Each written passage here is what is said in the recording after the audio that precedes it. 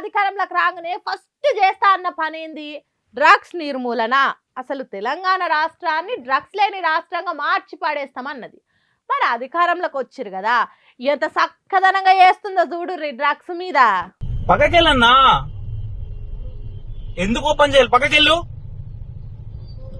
కన్నా కన్నా ఇక అమ్ముండి కన్నా వాడు ఏదో చేసేలాగున్నాడు. ఎందుకన్నా? దెబ్బ తగులుతుంది, పక్కకెళ్ళన్నా. దెబ్బ తగులుతుందన్నా, పక్కకెళ్ళు. పక్కకెళ్ళన్నా, పక్కకెళ్ళన్నా.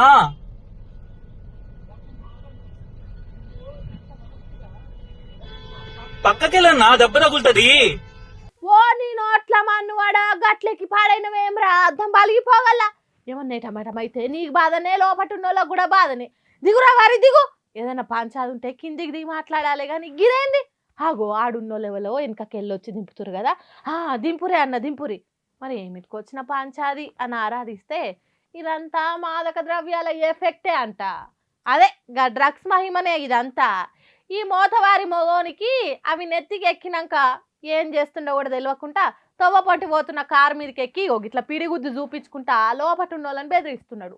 పాపం లోపట ఓ కుటుంబం ఉందట. మరి ఆడోళ్ళు చిన్న పిల్లలకు ఎంత భయపడ్డారో ఏం పాడు. మూసాపేట్ల నది రోడ్డు మీద పోతున్న కారును ఆపి మరీ రెచ్చిపోతుంది గాంజాయి బ్యాచ్ అంటే అర్థం చేసుకోర్రిగా. లా అండ్ ఆర్డర్ ఎంత చక్కగా పనితనం చూపిస్తుందో.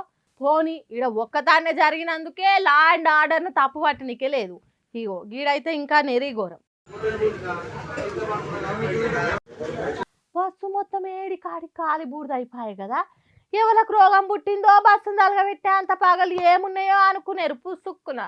అవేం కాదు, నా శాన నెత్తికెక్కి గిట్లా చేసిర్రట డ్రగ్స్ శిశోరగాళ్ళు. నల్గొండ జిల్లా మిర్యాలగూడ మండలం తడకమల్లెల నైట్ హాల్ట్ కోసం పార్క్ చేసిన ఆర్టీసీ బస్సుకు అగ్గి పెట్టి రాక్షసానందం పొందిరట గంజాయి బ్యాచ్. మరి ఏం పుడుతుందో ఎందుకు ఇట్లా మోపాయిరో కానీ పబ్లిక్ను తిప్పల పెడుతురు కదా. ఈడికే సర్కారు చక్కదనాల పనితనం గురించి ఎంత మెచ్చుకుంటారో చూస్తూనే ఉంటుంది. ఇంకా ఇవి చూసినాక తీరుగా మెచ్చుకుంటారు కాంగ్రెస్ ప్రభుత్వాన్ని.